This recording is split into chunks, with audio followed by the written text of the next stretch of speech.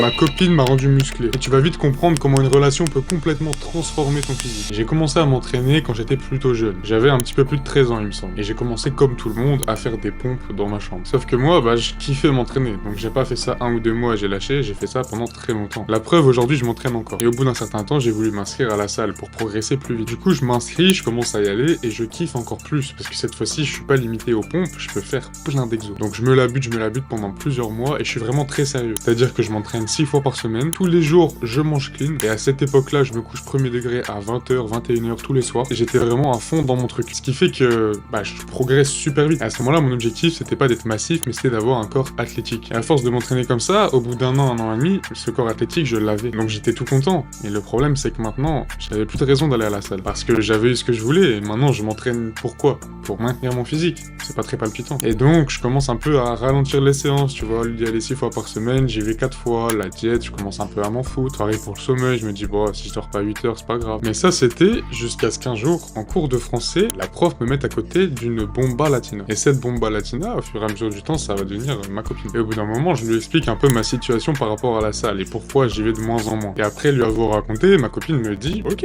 simple alors, je vais juste venir avec toi tous les jours à la salle. Comme ça, t'es obligé de t'entraîner parce que sinon, tu vas passer pour un faible devant ta copine. Ça, l'ego, il aime pas. Et elle a fait exactement ça. Les prochains jours, elle est venue avec moi à la salle. Et d'un seul coup, c'était beaucoup plus simple de s'entraîner. Parce que même si j'avais plus trop d'intérêt d'aller à la salle parce que j'avais accompli déjà mes objectifs, maintenant j'avais un autre intérêt qui était de passer du temps avec ma copine. Et ça a rendu le fait d'aller à la salle beaucoup plus simple parce que je voyais plus ça comme un bon moment plutôt que ouais, je dois faire ça pour maintenir le physique. Et du coup, pendant les prochaines années, même si je cherchais pas particulièrement à prendre de la masse, j'ai réussi à gagner quelques kilos secs tout en gardant le physique athlétique que je voulais. Et donc probablement que si j'avais pas rencontré ma copine, j'aurais pas le physique que j'ai maintenant.